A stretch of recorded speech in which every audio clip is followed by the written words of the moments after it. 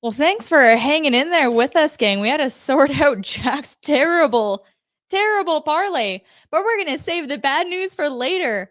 Could it be a goaltender's duel? This was a night worthy of a franchise legend. We laughed, we cried, or at least got a little bit misty. We gasped and we cheered as the Calgary Flames shut out the New Jersey Devils 3-0 on the same night they honor Captain Michael Backlund's 1,000 NHL games. I think we have a look at some of his friends and family celebrating out in the tunnel just outside of the Flames dressing room. It wasn't just his friends and family, by the way. Oh, yeah. No, I'm going to see if we can get the video game up there and see if anyone else can spot it in the comments. Yeah, let's check it out. Who's that? Who's the man with the questionable posture? I'm sorry. Well, no, it's, Just say he wasn't on color theme. Well, yes, that's true. That's true as well. For those of you uninitiated, that was Norman Murray Edwards in the back corner. They're the owner of the Calgary Flames, the majority owner of the Calgary Flames. Came down for a big night, a 22-save shutout for Dan Vladar against his former goaltending partner.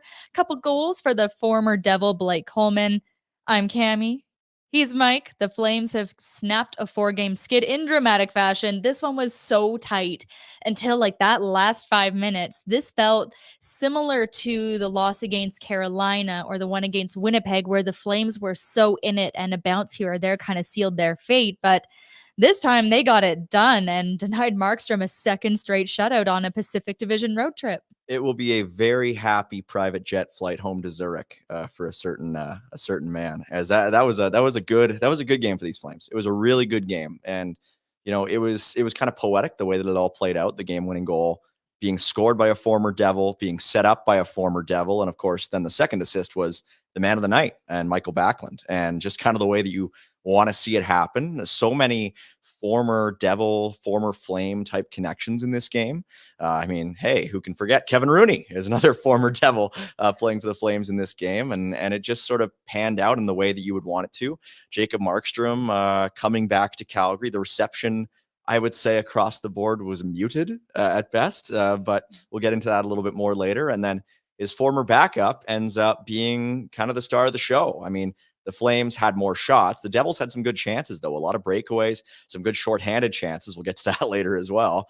And Vladar ends up with the shutout, stopping, I think, 22 of 22. So there you go. His first shutout in almost 3 years. Pretty cool. And especially impressive, I think, as you mentioned, we're going to talk about Vladar a little more later. But in terms of dangerous chances, there's still a lot that you have to be on alert and working for, even if it doesn't register as a save on the score sheet. But first, got to celebrate number 11. That's right. Double ones. Yeah. Hey, number one twice. With the flaming sea lining. Man, I love that you can tell just how much he appreciated this moment. And you can tell he's reflecting on a long time to get here, because he's not afraid to talk about how special it is and the emotional side of it. Michael Backlund grew up here. Yeah, he really did. And he's seen a lot. He's kind of seen both ends of the roller coaster, the up with Matt Coronato playing with him. We've seen it with Connor Zary playing with him. We've seen it countless times over the years. And so to see him embrace that role, become such a good leader, to see his kids on the ice, it was so cute to see Oliver just jumping around on the red carpet. I was kind of watching Oliver a lot. I'm like, this kid's going to cause some trouble in a good way. Yeah. But then it was actually Tilly with like the full celebration. Yeah. That was amazing. Yeah, the Flames do this sort of thing really well. They always have. And cool to see some of the new faces. Robert Hayes, their new CEO, down at the ice. Jeff McKaig, who's not a new face, another one of the owners out there. Yeah, everybody was kind of in the building for tonight's game, which is, you don't always see that. The brass got the shout out from Mike before Iginla did. Well, and Jerome too. Hey, yeah. Well, even to have Jerome narrating the video and some of the pictures in there, Backlund with the almost frosted tips and the those spikes. Are not almost frosted tips. Those very much were frosted tips. Well, it's like he's already blonde, so I don't know. Like, you can go a little bit blonder than are Backlund, they? But yeah, King Clancy Award winner, the stuff from the World Championship, a bit of a Dougie Hamilton jump scare. The thing that is a complete mind bender for me is that Backlund and Conroy overlapped as teammates for 2 seasons. They did. Yeah. They did. Yeah. Although Michael Backlund was mostly playing with the the king of Laklabish, Mr. Rene Bork. That's right. Yeah, it's kind of a mind meld to go back and think of all the players who Backlund has overlapped with. I mean, you look back, I think it was Pike who was talking about, or I don't remember if it was him exactly. It might have been my buddy Anthony, but he was sort of saying the reason Backlund was brought up in the first place was because Todd Bertuzzi got hurt.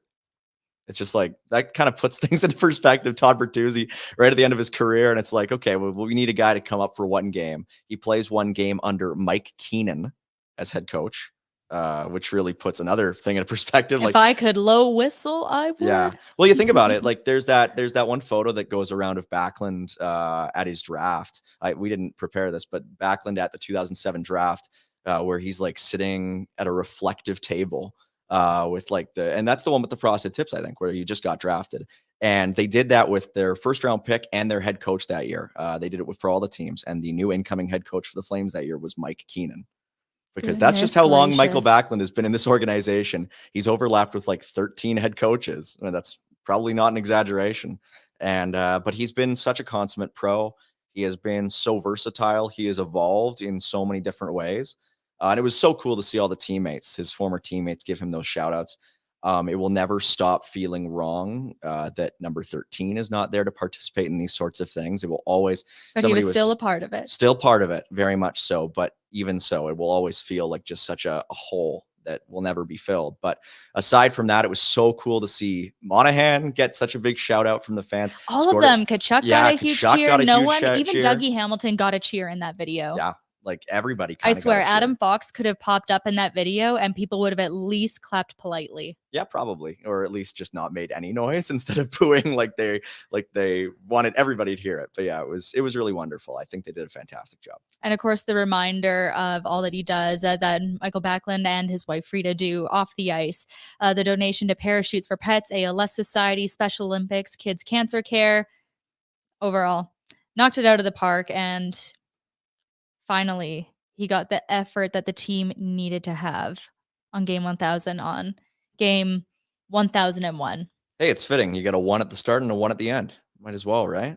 I memean, they were a lot better tonight. They were the better team for the majority of the game. And we weren't sure if this was going to end up being a 1-0 game and a shootout. And it ended up being a little bit more exciting at the end. And you know, I will take it. I will take it after 2 games in which they scored 1 goal total. We're going to dive into the goaltenders right after this, but first we do want to thank our buddy Derek Newman at the Derek Newman Group with CIR Realty. Buying or selling? Let Derek do the work for you. You can email him at dnewman@cirrealty.ca or call 403-619-6661. He does it all, from the complimentary in-house home staging consultation. It means he'll put up nice flames, decorations everywhere. We should have got him to design this set, quite honestly.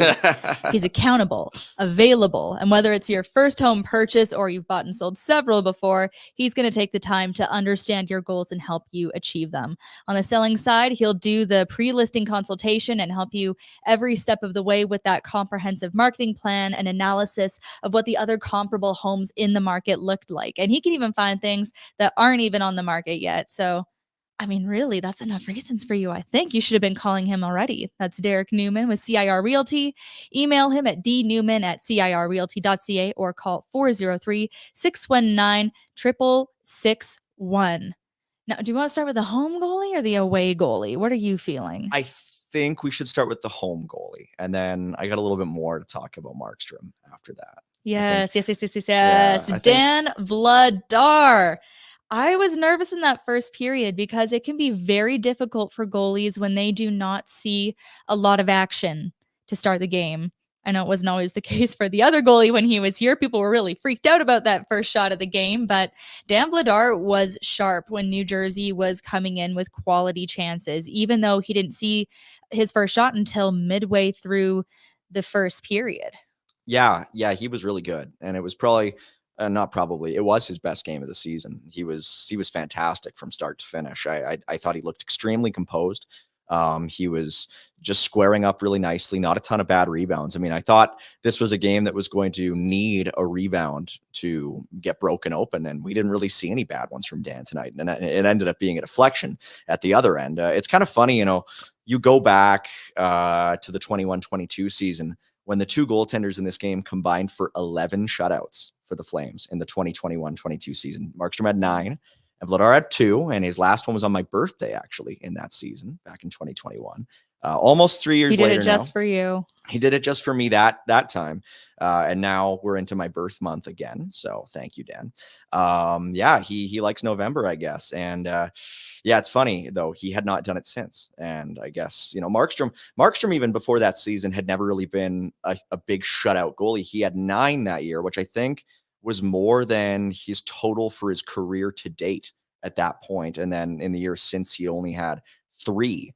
For Calgary. So the Flames haven't really gotten a lot of shutouts recently, and I think this is their first one of the season so far. And Vladar, yeah, he really stood tall, and it's gonna keep being the topic with Vladar is what are they going to do with him, because they've got 2 other goaltenders right now in their organization who are playing lights out at certain levels. But Vladar is doing what he can. He's sort of keeping pace, and yeah, he was great tonight.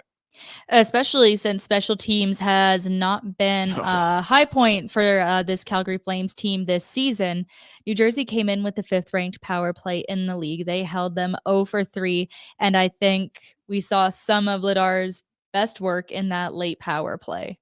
Well, we saw some of his best work, shorthanded too. I mean, like he had to be sharp. He got an assist. He got an assist for crying out loud. He did get an assist. Yeah, Vladar had to be pretty consistent, and there were breakdowns on the Flames' parts. There were 2-on-1s coming his way. There were a couple breakaways too.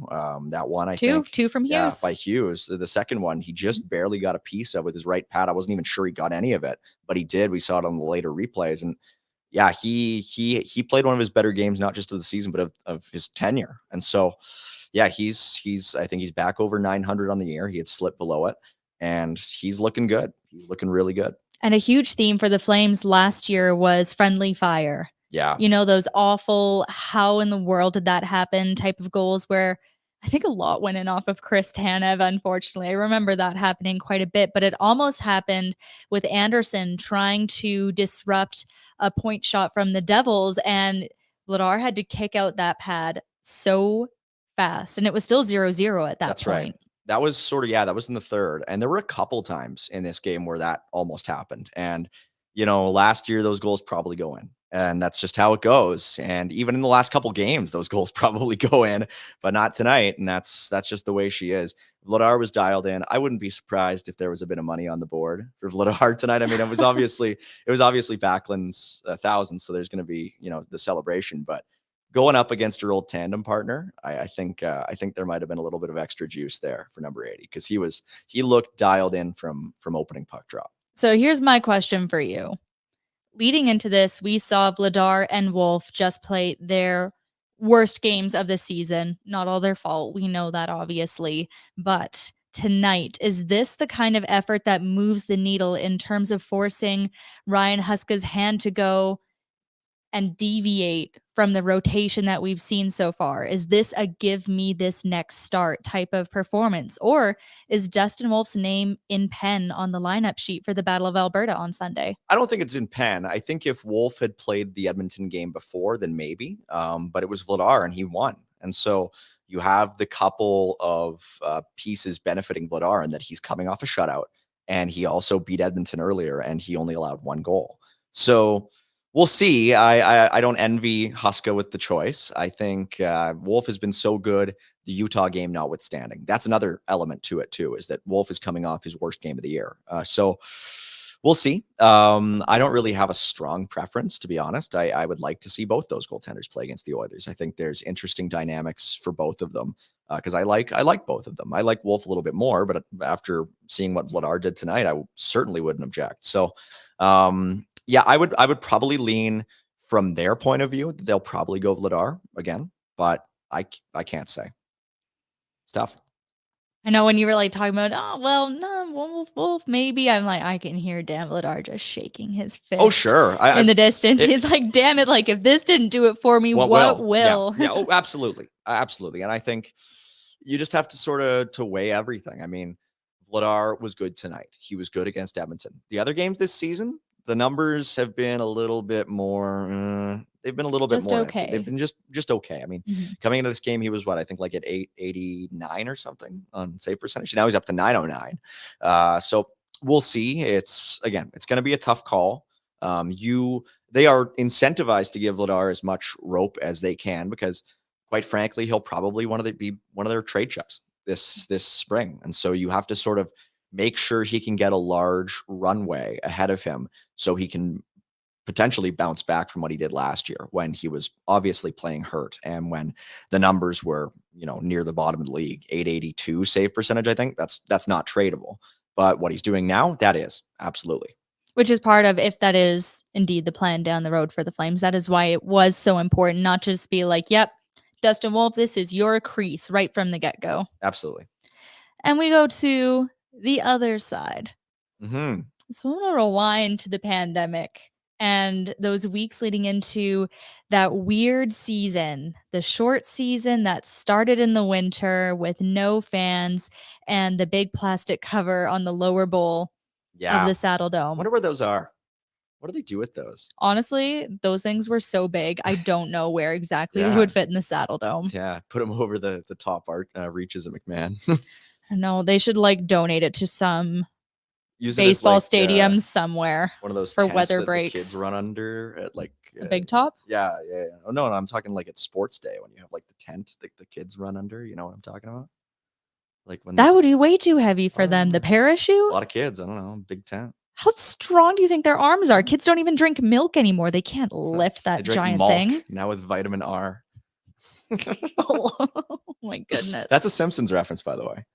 I didn't catch it because I don't think I've ever actually seen an episode of The Simpsons the whole way through. I wasn't allowed to watch it when I was little, and then I never got into it. Oh, come on. I know. Wow. Yeah, buckle into this. My parents wouldn't let us watch The Simpsons, but then Trailer Park Boys was okay. Well, I guess Simpsons was on the bubbles.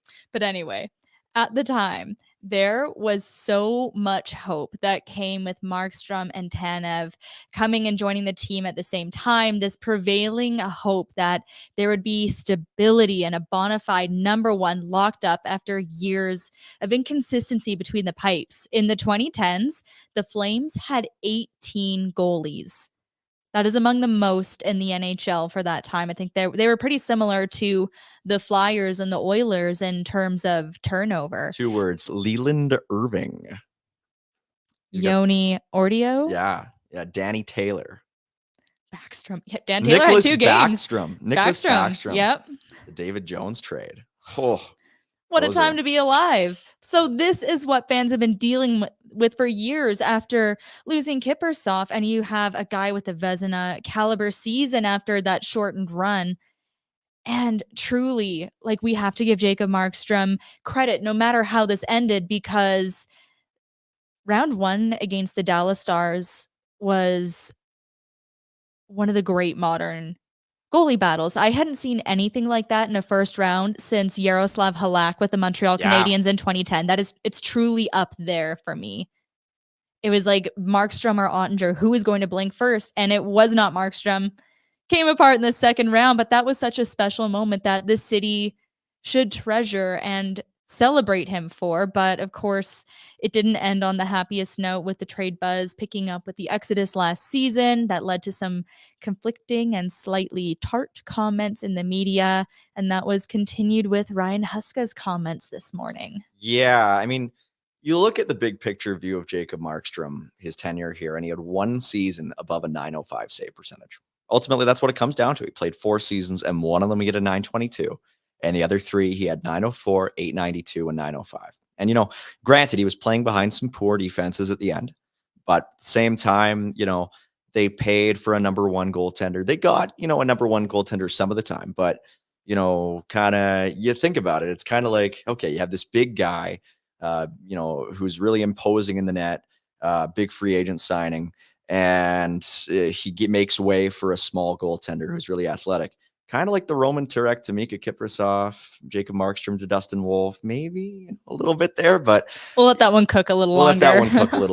Here's hoping, but Ryan Huska's comments kind of said it all. Where, what is Jacob Markström's legacy? What do you make of him coming back? Yeah, he's not here anymore. Let's move on.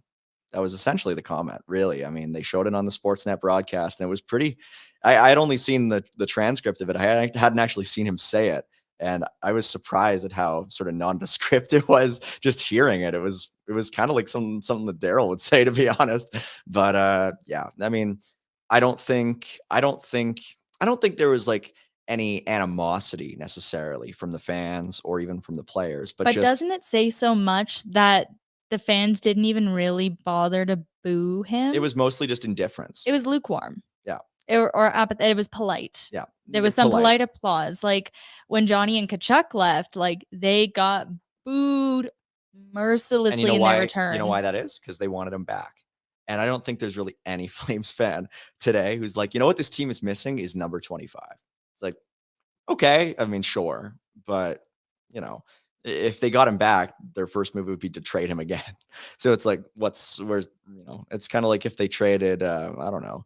It's like if they traded somebody else on the team. It's like if they traded, not even like traded Mantha or something. It's like, okay, well, we traded him. I think Toffoli would get a more lively reception. He's been like pretty much a hired gun. I think he did. Not that that's a bad thing to be like, a little bit of a hired gun, but he wasn't here as long. But I think his tenure here was more universally positive. I mean, he also picked a really good goal song. He did.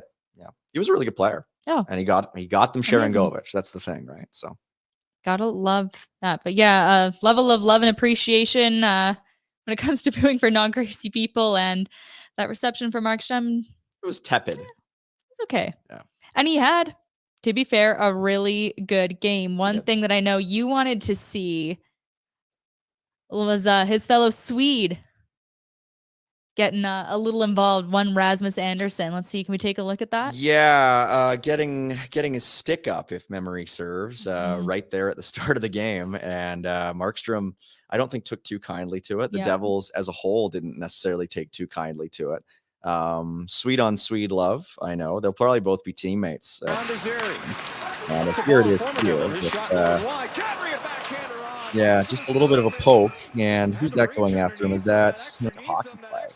But yeah, making a Rasmus Andersson. Yeah, I mean, there's definitely an element of accidentally on purpose there. I would say. Yeah. Okay. A couple of comments I actually want to bring up that are in the chat right now. 125 is Nieuwendyke's number. Bet your bottom dollar it is. Right. And I remember Jacob Markström called Joe Nieuwendyke to ask if it was okay for him to wear that number. Yeah. Which was like everyone thought it was such an auspicious start to his tenure here. Yeah.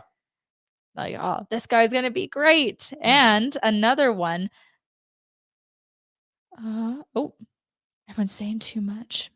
It's gone now. But someone bringing up that at the time of the trade, people were complaining that the return for Jacob Markström wasn't enough. And that is absolutely accurate. Yeah, certain people were, and they were wrong.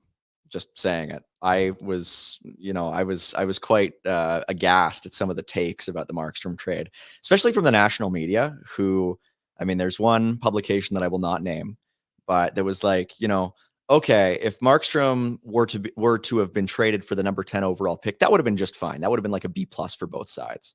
And I'm like, really? If Jacob Markström, who's a 33, 34-year-old goaltender with 2 years left in his contract, is traded for the 10th overall pick in the draft, you think that's a B+ for Calgary? That columnist gave the Flames, I believe, a D- for that trade. And it's just like, if you go back in the last 15 years of goaltenders being traded, and I did go back in a piece on FlamesNation that I published probably back in July or August, I believe there have been 6 total goaltenders over 30 traded for first-round picks, and 3 of those were in like the first 3 years after the salary cap was introduced. More recently, you have to go back to like Ryan Miller being traded from Buffalo to St. Louis. That was a deadline deal that also included Steve Ott in that deal going to St. Louis.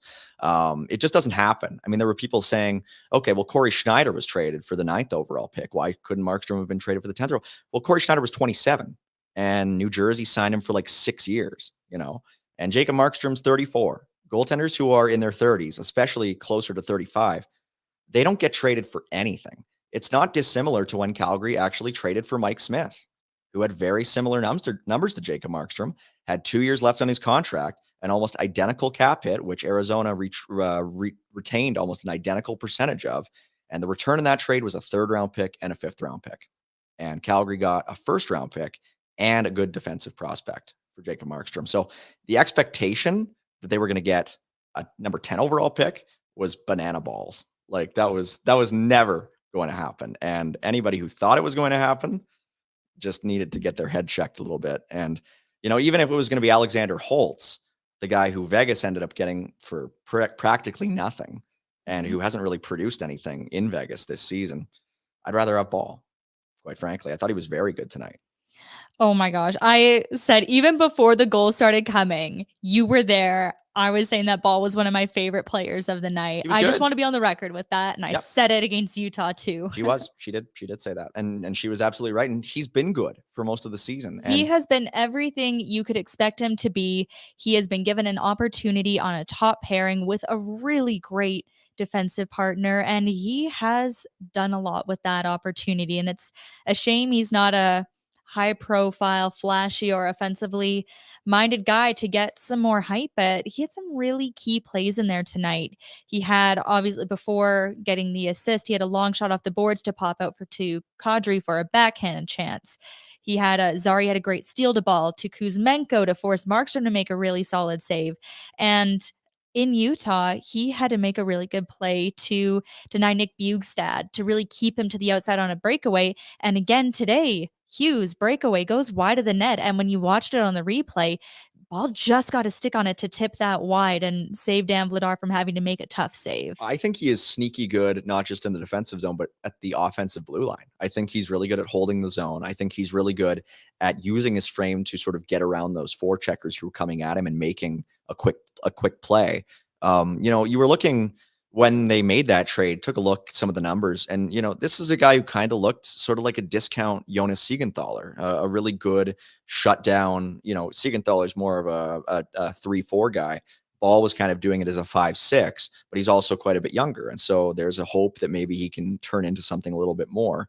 But I thought, in terms of a player who is projectable, he is very projectable. A guy like Holtz, who's an undersized winger, there are so many of those guys. The Flames kind of have their own guy like that right now in Coronato, who we'll talk about more a little bit. And I thought he had a pretty good game. But Bahl, those guys don't grow on trees, especially when they're able to skate. I think there is a misconception among certain people where it's like, you sort of go back to the old boys club mentality of, if a player is big, they're automatically good. I think in certain circles, the assumption has gone to the other end.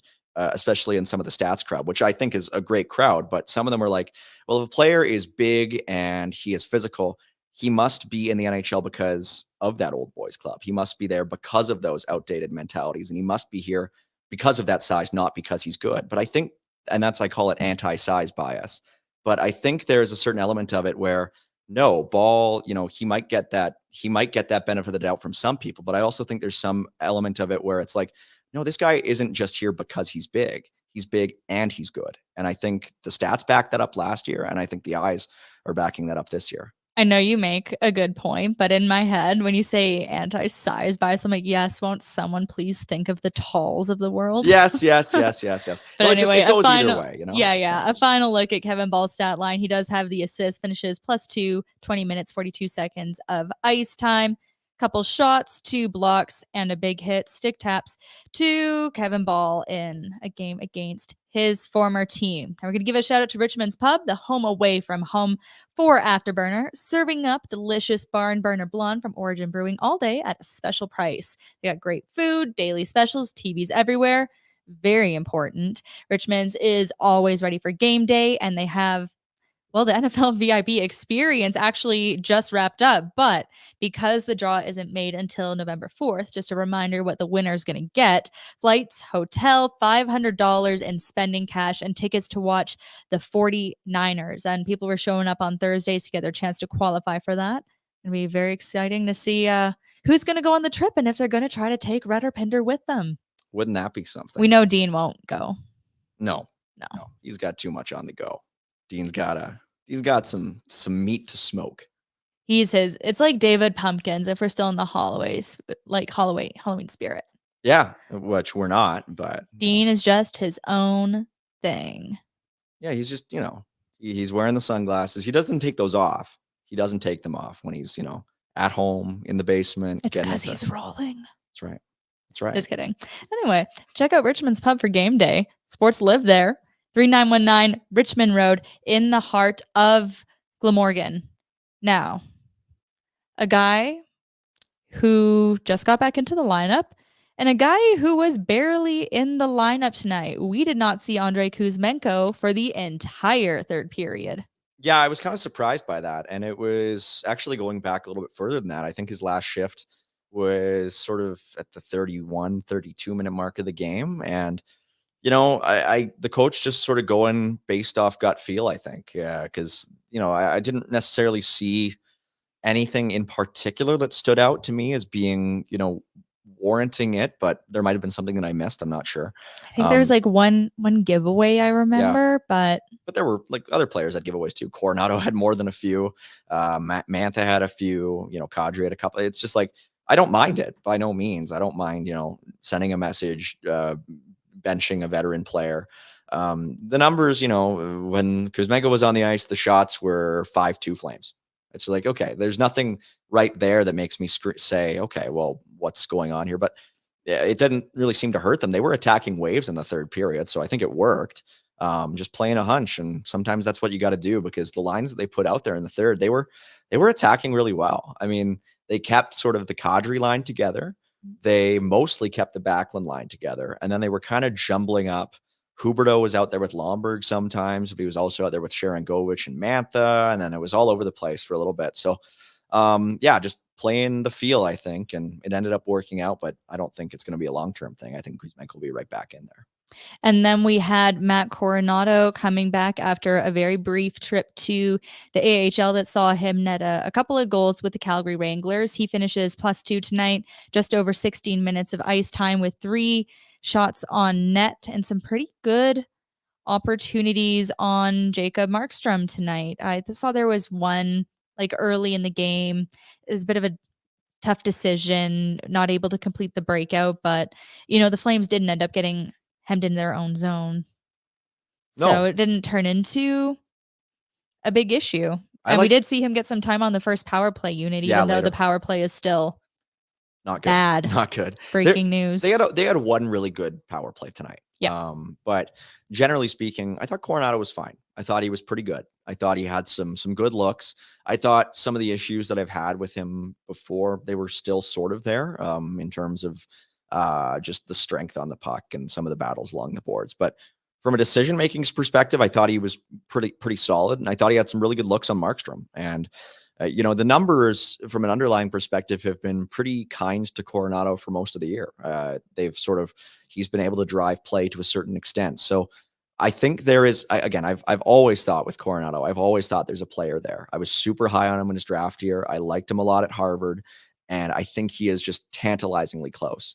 And I'm not of the mind that he should go back down like immediately. I think, you know, I'm not exactly sure what the plan is. I think Honzik will be down there for a while, as he probably should be, which honestly is probably totally fine for him. Frankly, I don't think that rushing teenagers and 20-year-olds to be full-time NHLers should be the norm. No. And I thought, you know, I wonder when Jacob Pelche will come up, but I think that will happen. And beyond that, you know, the Wranglers are kind of a mix of guys who are still sort of reeling after slow starts, who are sort of finally picking it up, like Stromgren, and then a bunch of vets. And the only kind of outlier to that is Cairns, and I have no idea what the organization thinks of him at all. It just is completely beyond me. So it's just a matter of, I think Coronato is the incumbent for the time being. And if tonight was his chance to make another first impression, I think he did a good job. All right, let's breeze through a recap of this game. We'll start in the first period where it was just all about the saves. Sharangovich had a couple of good opportunities. Markström, yeah, he had to totally collapse after one Sharangovich shot just kind of dribbled through him. Then shortly after that, Lomberg has a bit of an iffy hit on Cotter, and then Bastian steps up to defend his teammate and gets absolutely worked. Yeah, this was one of the more lopsided fights I've seen in a long time. I mean, there were Oilers fans on Twitter talking about the Podkolzin fight the other night, and sure, that was a pretty lopsided one too. But this one was something. This was like rapid fire. It was like Lomberg was kind of mashing the It buttons. looked like he was starting a lawnmower. It kind of did. And I was amazed. They were almost all lefts. I mean, I don't know if Lomberg's a lefty with, all 5'9". yeah, I mean, talk about anti-size 5'9", and Bastian is 6'4", 205. Goodness gracious. Yeah, Lomberg has always been fearless. I mean, And unfortunately, Bastian did leave the game later, and the New Jersey Devils did cite his jaw being the issue. Yeah, well, I'm not surprised. I think Lomberg tagged him right on that jaw 5 or 6 times, and I hope he's okay. But yeah, I mean, Lomberg, I think deserves a little bit more credit as just a good player. I think, I mean, his metrics in Florida generally pretty positive, and for a fourth liner, I would much rather have Ryan Lomberg than Milan Lucic and Trevor Lewis. Just straight up, you get the speed. You get lots more energy. I mean, the misconception with the Flames fourth line in recent years was that it was an energy line, and it was not. It was a sleep line. It was anti-energy watching that line. And this line is full of energy, and number 70 is the big reason for it.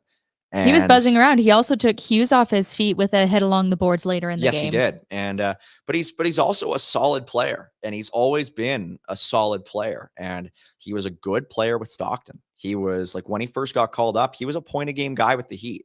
Like, this isn't a guy who was just brought up because they needed to fill a hole. They brought him up because not only did he fill a hole, but he was kind of their best producer at the time. And so he goes on to play for Florida, wins a Stanley Cup, establishes himself as an NHL regular, comes back.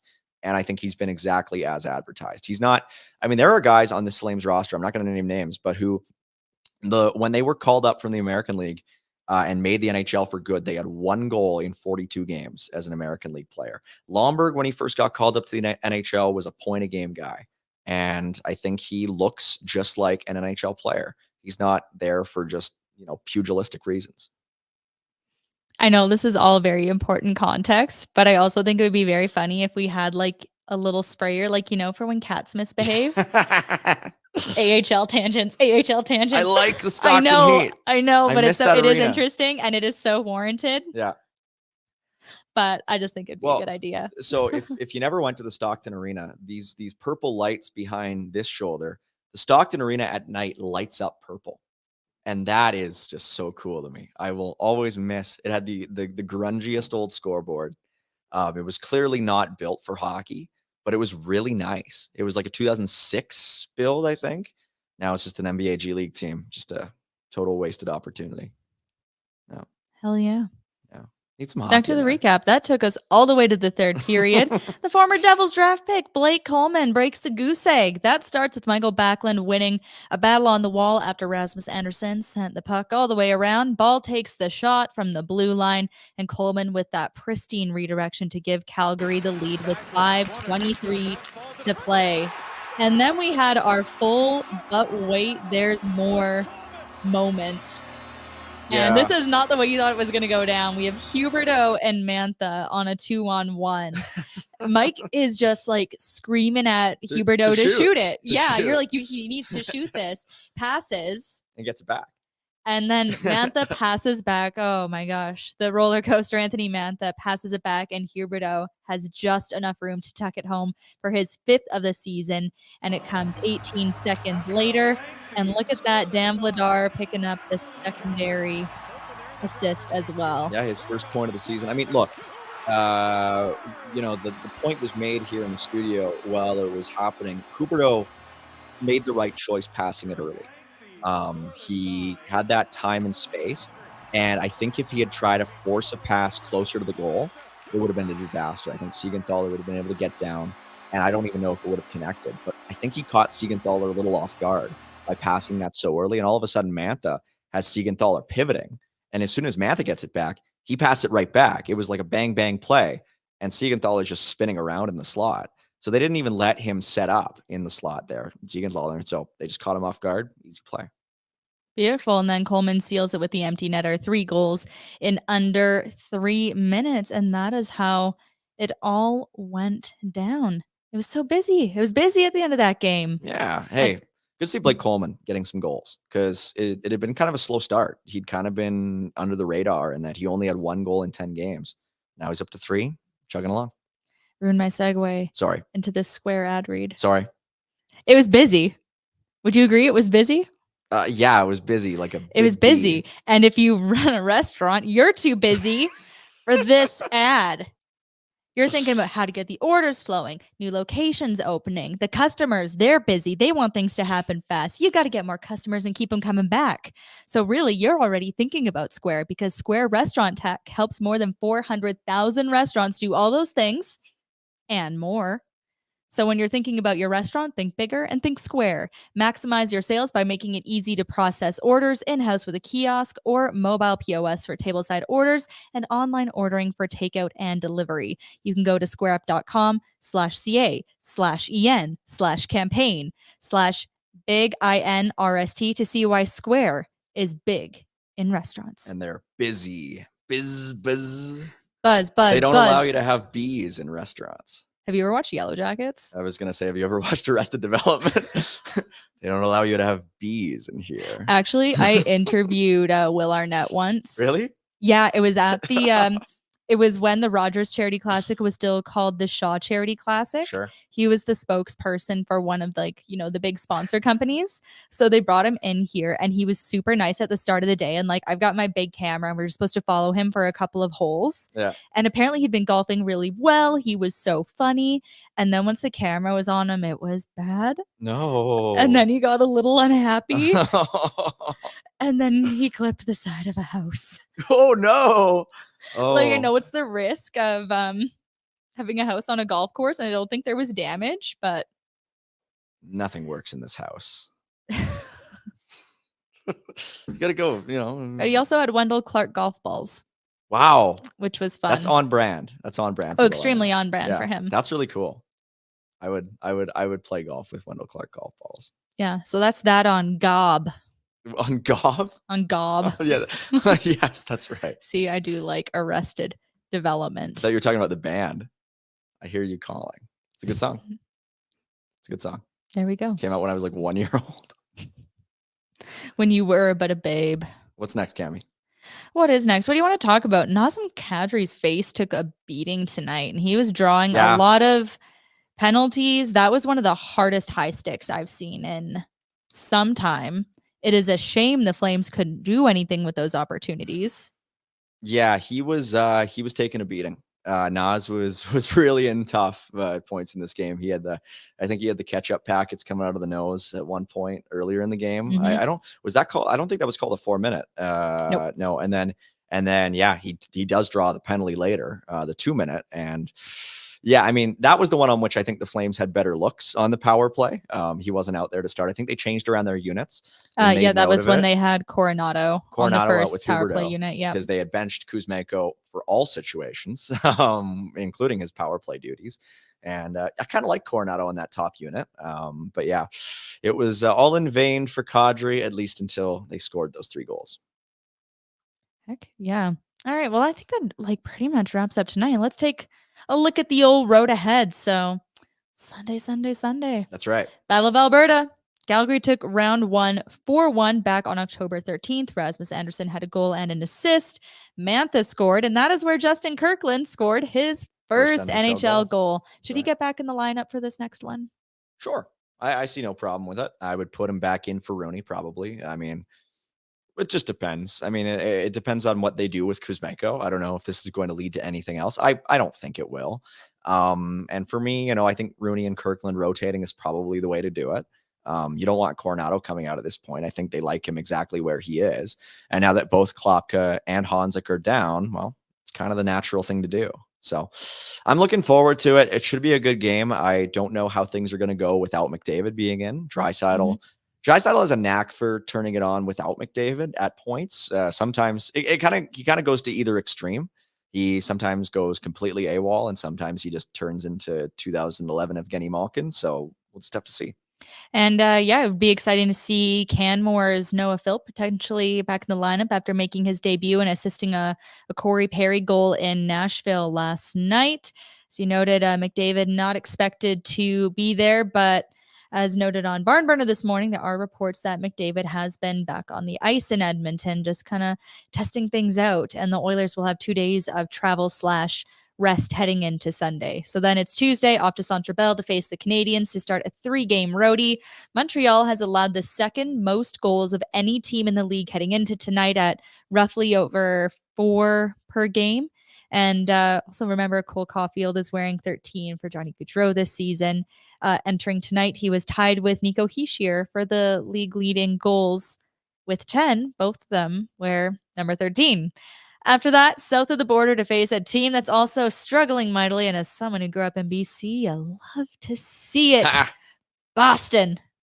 As of today, they've lost 5 of their last 6 and face a lot of questions. Jim Montgomery on the hot seat in particular, and Boston will be coming home after a brief visit to Toronto. After that, you've got a matinee against the Sabres and a Monday night tilt against the Kings, broadcast on Amazon Prime. So interesting to see that. We'll dig into the Buffalo and LA storylines a little more as we get closer, but that's a snapshot of the road ahead, brought to you by Village Honda at the Northwest Auto Mall and online at villagehonda.com. More flexibility, more payment options, and you can explore Honda's new 28-month stretch lease at Village Honda today.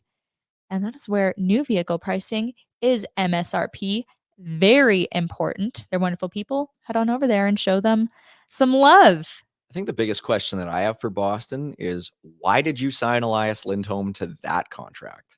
Why did you sign Nikita Zadorov Why did you to sign that Nikita Zadorov to contract? that contract? Yeah, I just don't see it in Boston at all anymore. And losing, I thought they were going to be derailed after they lost Bergeron and Krejci. Didn't happen. But boy, Lindholm, 5 points in his first 3 games of the year, 1 point in 8 games since.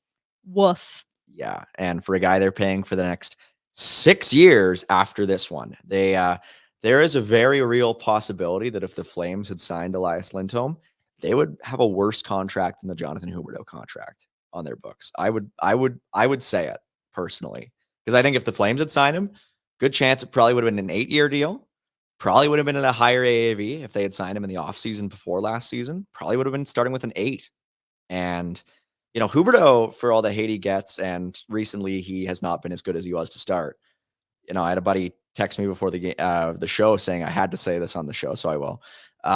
His underlings have been not bad, and he's been on the PK, and the defensive metrics in particular have been pretty good. And so he gets another goal tonight.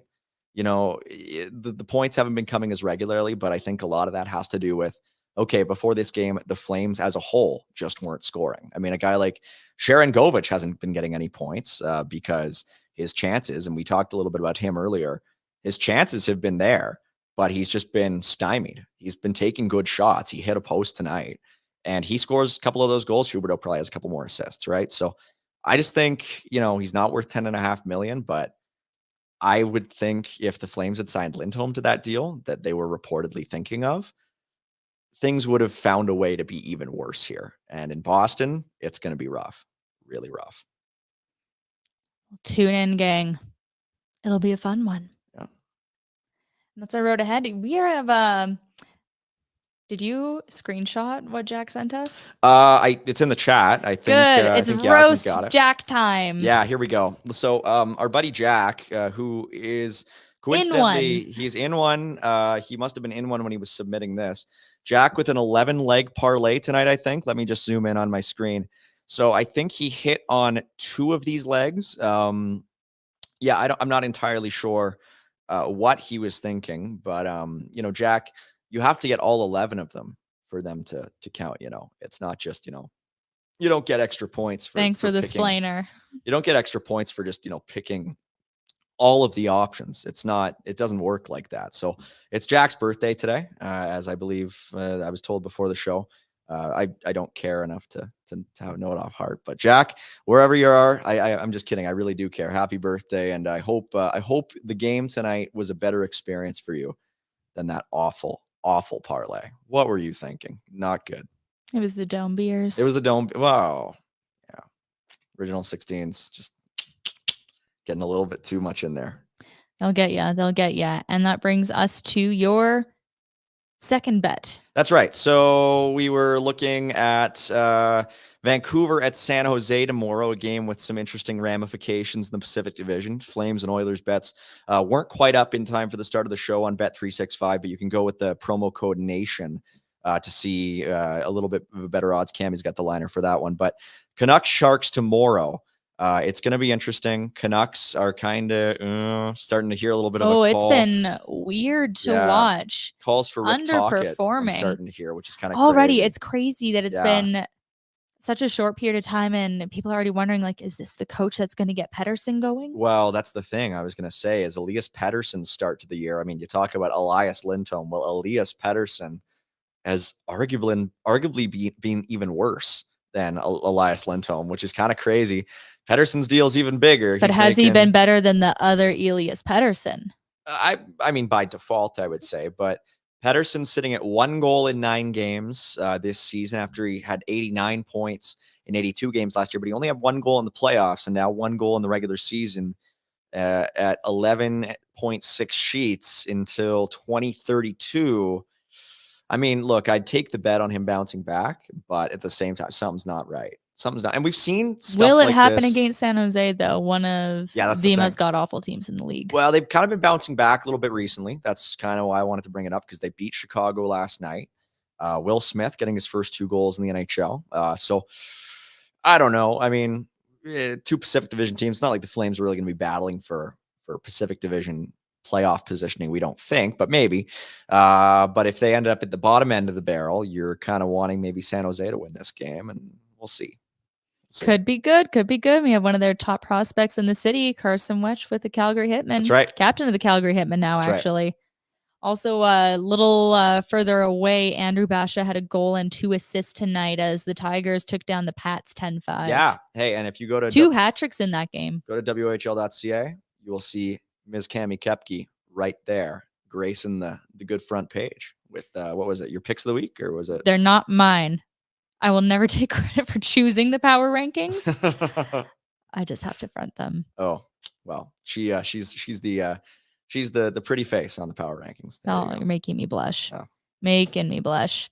Wow. Anyway, thanks for picking that out for us. Of course. You can open an account with Bet365 today and bet on a huge range of markets. Download the app and use code NATION when you sign up. Whatever the sport, whatever the moment, it's never ordinary at Bet365. All right, I think we have time for a couple questions, comments, concerns before we get out of here. Let's see them. What do we got? If the Flames do make the playoffs this year, then what? Well, they'll play somebody in the first round. Then they'll maybe play somebody in the second round. And we'll assume we're in 2014-15 again. Yeah. And repeat. How short the memories are. You know, they just lost 4 in a row. People after the Utah game were sort of freaking out saying, wow, this team is going to be that bad, huh? And now they win against New Jersey, and it's like, okay, we're going back to the playoffs. This is legit. They're gonna go whatever 73-11 or 73-9. No, I mean, we'll see, but nobody really expects this team to make the playoffs. But if they do, I mean, that's the thing, right? Is that the worst case scenario for the condition on the draft pick is them barely missing. If they make it, it's like, okay, there's at least some sort of silver lining here. The difference between their pick and the Florida pick probably won't be, that huge. It's sort of getting to the point where, the gap between 20 and 32 is less than the gap between 10 and 15, I think, personally. At that point, it kind of comes down to what your scouts can do. When it comes to 11-15, that's where you're still kind of in best player available range. So we'll see, but I wouldn't get too ahead of yourselves on the whole playoffs thing just yet. All right, let's see what we got next. Should we give Coronato a stretch of games? I don't know what it is, but we seem to look different with him on the ice. I'd say you saw enough today to give him a handful more up at least. Yeah, no question. I thought he was great. I thought for compared to what we saw sort of in his latter few games before he got sent down, where I thought he was starting to peter out a little bit. But relative to those expectations, I think he was great. And compared to sort of baseline expectations, I thought he was pretty good. I thought he was fine. I thought he sort of did everything he needed to do. And so, he needs to start getting them to go in a little bit more consistently. I don't think he looks quite as dangerous as a pure shooter yet as a guy like Sharon Govich does, where whenever he enters the zone with even a little bit of space, he's got that fluidity in his skating, in his release, where he feels you watch him and you feel confident that he's going to get a good shot off. With Coronato, I think there's still a little bit of indecisiveness at certain points in his game. I think I mean, it's natural. He's a little bit smaller, so the puck just doesn't naturally reflex off the stick for him as it does with a guy with a little bit of a longer wingspan. And I think he's just got a little bit of work to do for a guy who needs to get a little bit stronger. But you can see there is just so much natural offensive talent with him. I think all you got to do is just give him reps, and I think it'll come. Also, Dougie, I don't remember. I think it was you the other night who asked a question about there being almost less pressure when the team isn't scoring. I think I understand more what you mean now. I was thinking about it on the drive home. I get where you're coming from now. I think you had a valid point there, but just wanted to bring that up because I just remember Pinder and I were like, that doesn't make sense to us. And I was driving home like, no, I get it. Actually, like if you're not scoring a lot and you're getting blown out, I can see how that can temper urgency sometimes, but that's that on that. I think we have time for one more and then we're going to call it a night. Hanley and Bahl, who even are those guys? That's how little I've seen or heard of them so far, which is a pretty fair assessment. Things have not been super consistent or noteworthy, quite honestly, outside of the top three. Even Miramanov tonight was all right, serviceable, unremarkable, and sometimes that's what you need and what you get. I think Paul's pretty good. I know you're a Bahl fan. I think Paul's got some. Yeah. I think he's got some juice. But I mean, Hanley is a waiver claim. He's sort of your Matt Bartkowski type guy, and he even wears the same number. But I think Bahl, I mean, he is also a waiver claim, but he's also 10 years younger. I think there is something there. I think there is something. I thought he was good again tonight. I think he is versatile. I think he's a really good skating righty. I think, I mean, we've had sort of a through line on the show this year that Bahl reminds me specifically of Rhett Warrener a little bit. So there's you hearing something about Braden Bahl right here from me. And although he can't even match Rhett Warrener's dashing good looks. Rhett Warrener, a dashing man of extreme knowledge and high repute. Mike's trying to earn a full-time position on Barn Burner just by complimenting everybody. Rhett, and it's not a bad strategy. I'll give you that. He's got wonderful taste in meats. Smoked meats and ribs and pork chops. I listen to his culinary advice. He's a good man. Goodness gracious, Michael. All right. I see a comment here that I think we're going to leave everyone with. This is what you get to chew on Saturday and Sunday heading into the Battle of Alberta. This is from Mitchell Green. I think anytime your goalie gets a shutout, they should automatically earn the next start unless it's a back-to-back. Interesting. We'll see if that's how it all goes down. Vladar or Wolf on Sunday for the Battle of Alberta. We'll see you then. Have a good night, guys.